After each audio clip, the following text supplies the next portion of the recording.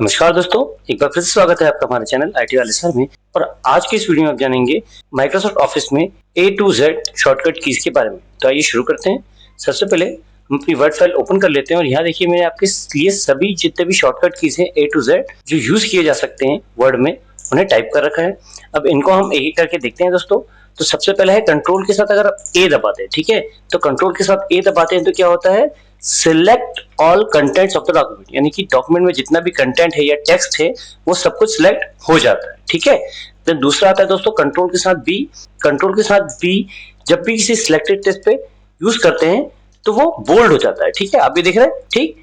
Then आता है दोस्तों कंट्रोल के साथ सी। तो किसी भी टेक्स्ट को कॉपी करने के लिए, सिलेक्टेड आइटम को कॉपी करने के लिए आप जब भी कंट्रोल सी दबाते हैं तो ये कॉपी होके क्लिपबोर्ड में आ जाता है, ठीक है। अभी देखिए क्लिपबोर्ड खाली है। जैसे ही मैं इसे कंट्रोल के साथ सी दबाता हूँ, जितना टेक्स्ट मैंने सिलेक्टेड किया था और से कंट्रोल के साथ सी दबाया तो ये कॉपी होके यहाँ पर आ गया, ठीक है।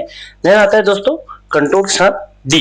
तो डी से क्या होता है, जितने फॉन्ट के ऑप्शंस होते हैं, जैसे हम ये फॉन्ट के ऑप्शंस यूज कर सकते हैं। तो कंट्रोल के साथ जैसे ही हम डी दबाते हैं तो दोस्तों फॉन्ट का डायलॉग बॉक्स ओपन हो जाता है। यहाँ से हम फॉन्ट से रिलेटेड फॉन्ट और फॉन्ट साइज, फॉन्ट स्टाइल, ठीक है, ये सभी ऑप्शंस यहाँ से चूज कर सकते हैं।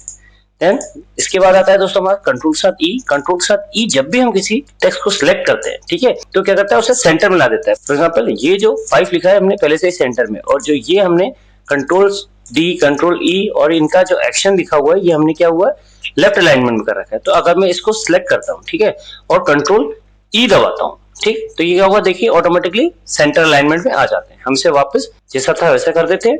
देन कंट्रोल के साथ एफ। तो कंट्रोल एफ जब भी हम दबाते हैं तो देखिए जो हमारा फाइंड और रिप्लेस का डायलॉग बॉक्स है वो ओपन हो जाता है, और जो फाइंड इसमें टैब है वहां हमारा कर्सर आ जाता है, ठीक है। तो यहाँ से हम किसी भी चीज को फाइंड कर सकते हैं। फॉर एग्जाम्पल ये लिखिए ओपन, और इसे हम एंटर करते हैं, देखिए ओपन ढूंढ लेता है ये। इसके बाद देखिए दोस्तों हम कंट्रोल के साथ जी।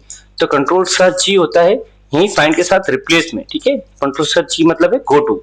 तो go to dialog box open हो जाता है। जैसे ही हम कंट्रोल के साथ जी दबाते हैं तो देखिए फाइंड रिप्लेस का जो डायलॉग बॉक्स ओपन हो जाता है, पर हमारा फोकस का है गो टू पे। हम अलग अलग pages, section, likes, bookmarks, comment, footnote, ठीक है, और ऑप्शंस का यूज कर सकते हैं और डायरेक्टली वहां पर पहुंच सकते हैं। देन कंट्रोल जी के बाद आता है दोस्तों कंट्रोल साथ एच। तो कंट्रोल एच जो है वो हमारा रिप्लेस के लिए यूज होता है, ठीक है। तो अगर हम कंट्रोल साथ एच दबाते हैं तो यहाँ पे देखिए फाइंड और रिप्लेस का डायलॉग बॉक्स ओपन हुआ, पर जो फोकस है हमारा वो रिप्लेस पे है। तो यहाँ पर हम सर्च भी कर सकते हैं, फाइंड भी कर सकते हैं और उसी को दूसरे शब्द के साथ रिप्लेस भी कर सकते हैं। फॉर एग्जांपल मैं जितनी जगह ओपन लिखा हुआ है सभी जगह ओपन्स लिखना चाहता हूँ, तो इसको मैं रिप्लेस अगर ऑल करता हूँ, ठीक है, तो वो 3 जगह रिप्लेसमेंट कर देता है और मुझे बता देता है। तो ओपन की जगह ओपन्स लिखा हुआ यहाँ पर आ जाता है। इसे अंडू कर लेते हैं। कंट्रोल एच के बाद जो कंट्रोल आई है वो हमारा किसी सिलेक्टेड टेक्स्ट को इटैलिक करने में मदद करता है, ठीक है। फॉर एग्जाम्पल जो हमारा ये सिलेक्टेड टेक्स्ट है ये अभी बोल्ड, इटैलिक, अंडरलाइन कुछ भी नहीं है। तो अगर मैं इसे इटैलिक कर देता हूँ, कंट्रोल के साथ आई दबाता हूँ, तो ये इटैलिक यानी कि थोड़ा सा तिरछा हमें दिखाई देता है, ठीक है। देन इसके बाद है कंट्रोल के साथ जे। तो कंट्रोल के साथ जे जब भी हम दबाते हैं तो जो जस्टिफाई अलाइनमेंट होता है हमारा, ठीक है, ये सेट हो जाता है। तो हम कंट्रोल के साथ अगर जे इसको यूज करते हैं तो ये जस्टिफाई अलाइनमेंट में आ गया, दोनों तरफ से बराबर, ठीक है। इसको हम वापस जैसा था वैसा कर देते हैं। देन कंट्रोल के साथ के दबाने पे दोस्तों क्या होता है, हाइपरलिंक क्रिएट होता है, ठीक है। फॉर एग्जांपल किसी का ईमेल एड्रेस या किसी वेबसाइट का एड्रेस ये ऑटोमेटिकली हाइपरलिंक पे होते हैं। या हाइपरलिंक हम ऐसे टेक्स्ट को कर देते हैं जिससे हम कोई दूसरा लिंक बना सकते हैं जो ऑनलाइन चलता हो। फॉर एग्जांपल यहीं पर अगर इंसर्ट हाइपरलिंक को मैं एक हाइपरलिंक बनाना चाहूँ, कंट्रोल अगर मैं के दबाता हूँ, ठीक है, तो देखिए इंसर्ट हाइपरलिंक का डायलॉग ओपन हो जाता है।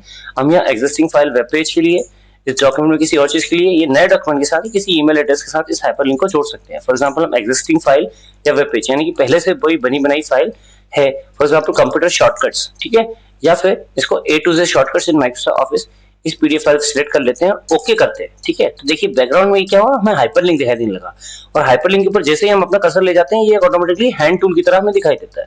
और जैसे ही हम इस पर क्लिक करते हैं, ठीक है, तो क्या होता है, जो फाइल कनेक्टेड थी PDF A to Z shortcuts वो यहाँ पर ओपन हो जाती है। इसको अंडू कर लेते हैं। इसके बाद दोस्तों कंट्रोल L का यूज हम सिलेक्टेड टेक्स्ट या लाइन को अलाइन करने के लिए कर सकते हैं। फॉर एग्जांपल बाय डिफॉल्ट ये अलाइन है, लेफ्ट ही है, अगर इसे सेंटर करते हैं और वापस से कंट्रोल के साथ L दबाते हैं तो ठीक है ये क्या होता है, अलाइनमेंट लेफ्ट सिलेक्टेड हो जाता है। देन कंट्रोल के साथ M, तो इंक्रीज इंडेंट, ठीक है, इंडेंट बढ़ाने के लिए, ठीक, जो ये इंडेंट है यहाँ से इस पैराग्राफ या टेक्स्ट में स्पेस देने के लिए। फॉर एग्जांपल इंडेंट को अगर मैं यहाँ से भी इंक्रीज करता हूँ तो देखिए आगे की तरफ बढ़ जाता है। इसको हम अंडू कर लेते हैं। तो अगर कंट्रोल के साथ भी अगर मैं M दबाता हूँ, ठीक है, तो ये क्या करता है, इंडेंट को इंक्रीज कर देता है, ठीक। देन इसके बाद आता है कंट्रोल के साथ एन। तो कंट्रोल के साथ एन जब भी हम दबाते हैं तो एक नई फाइल या एक खाली फाइल, ठीक है, एक नई फाइल या एक खाली फाइल यहाँ पर ओपन हो जाती है वर्ड में। देन कंट्रोल ओ से हम क्या कर सकते हैं, किसी बनी बनाई फाइल को ओपन कर सकते हैं। फॉर एग्जाम्पल कंट्रोल के साथ अगर मैं ओ दबाता हूँ तो देखिए यहाँ पर ओपन का डायलॉग बॉक्स ओपन हो गया है और किसी पुरानी वर्ड फाइल को मैं यहाँ पर ओपन कर सकता हूँ। ठीक है दोस्तों, इसी के बाद कंट्रोल के साथ पी।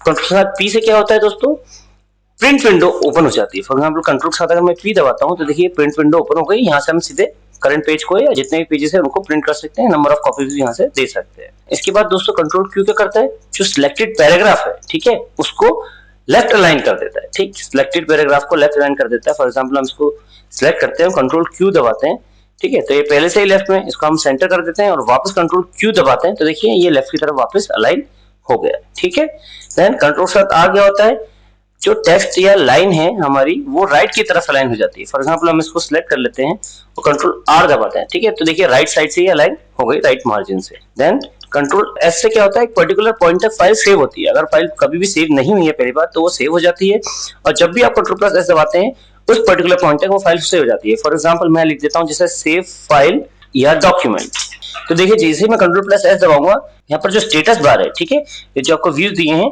डॉक्यूमेंट व्यूज दिए हैं, इसी के जस्ट पास में आप देखिएगा कि ऑटोमेटिकली फाइल सेव होने का एक ऑप्शन हमें दिखाई देता है। तो जैसे मैं कंट्रोल एस दबाता हूँ तो अभी देखिए वर्ड इज सेविंग आईटी वाले सर, लास्ट एक्शन परफॉर्म तक ये फाइल सेव हो जाती है। देन इसके बाद आते हैं दोस्तों कंट्रोल साथ यू, इससे हम क्या कर सकते हैं, सिलेक्टेड टेक्स्ट को अंडरलाइन कर सकते हैं। जैसे ये अंडरलाइन हमको दिखाई दे रहा है, इसके लिए अगर हम कंट्रोल साथ यू दबाते हैं कीबोर्ड से तो इसके नीचे एक अंडरलाइन आ जाती है। ठीक है, देन पेस्ट का क्या होता है दोस्तों, जैसे आपने क्लिपबोर्ड में यहाँ पर कट या कॉपी करा है, ठीक है, तो उसे पेस्ट भी करना पड़ेगा। तो किसी आइटम को हम मान लीजिए यहाँ पर कॉपी कर चुके हैं और अगर हम उसे पेस्ट करना हो, ठीक है, फॉर एग्जाम्पल इसमें कॉपी कर लेता हूँ तो देखिए कॉपी यहाँ पर आने लग गया, और इसी के अगर मैं इसे पेस्ट करता हूँ कंट्रोल वी से तो ये पेस्ट बार बार होने लगता है। ठीक है, देन इसके बाद आता है दोस्तों कंट्रोल प्लस टी। तो कंट्रोल प्लस टी से क्या होता है, हैंगिंग इंडेंट हम क्रिएट कर सकते हैं। फॉर एग्जाम्पल हम इस हैंगिंग इंडेंट को सिलेक्ट कर लेते हैं और कंट्रोल प्लस टी दबाते हैं। ठीक है, देखिए अब जैसे ही मैं टी दबा रहा हूँ जो हमारा इंडेंट है यहाँ पर ये इंक्रीज होता जा रहा है। ठीक है, इसको मैं वापस अंडू करता हूँ तो ये इंडेंट हमारा वापस डिक्रीज होते जा रहा है। ठीक, देन इसके बाद आता है दोस्तों कंट्रोल प्लस डब्ल्यू। तो कंट्रोल प्लस डब्ल्यू से क्या, जो एक्टिव विंडो है वो क्लोज हो जाती है। फॉर एग्जाम्पल अगर मैं इसी फाइल को कंट्रोल प्लस डब्ल्यू दबाता हूँ तो अब पूछिए देखिए सेव हो जाती है और ये फाइल क्लोज हो जाती है। ठीक है, इसी फाइल को हम वापस ओपन कर सकते हैं। यहाँ पर कंट्रोल प्लस डब्ल्यू के बाद दोस्तों कंट्रोल प्लस एक्स, तो इससे क्या होता है, cut selected text to the clipboard, यानी कि क्लिपबोर्ड में जैसे हमने कॉपी या पेस्ट किया था उसी चीज को अगर हम किसी को यहाँ से कट करना चाहते हैं, फॉर एग्जाम्पल हम सिलेक्टेड टेक्स्ट को कट करना चाहते हैं, जैसे एक्स दबाते हैं तो कट होकर यहाँ आ जाता है। कॉपी के साथ हम पेस्ट करते हैं तो दोनों जगह से वैल्यू होती है, और कट के साथ जब हम पेस्ट यूज करते हैं तो वो जो टेक्स्ट है वो एक ही जगह रहता है। इसको हम अंडू कर लेते हैं, इसको क्लोज कर देते हैं। देन सेकंड लास्ट है दोस्तों हमारे कंट्रोल प्लस वाई। तो इससे क्या था, जो लास्ट एक्शन जो भी हमने किया है, ठीक है, यानी कि फॉर एग्जांपल हमने यहाँ पर जो भी लास्ट ऑप्शन लिखा था उसे हम वापस कंट्रोल प्लस वाई दबाते हैं तो देखिए जो कट था वो हट गया है, और इसी का अपोजिट दोस्तों लास्ट यानी कि अंडू द लास्ट एक्शन। तो जो भी हमने किया है उसका जस्ट अपोजिट, जैसे मैं कंट्रोल जेड दबाता हूं तो कट हमारा वापस आ जाता है। तो कंट्रोल वाई और जेड हम इंटरचेंजेबली अंडू और रीडू के लिए यूज कर सकते हैं। तो इस तरीके से दोस्तों माइक्रोसॉफ्ट वर्ड में आप कंट्रोल के साथ A to Z shortcut keys इस्तेमाल कर सकते हैं। धन्यवाद दोस्तों, जय हिंद, जय भारत।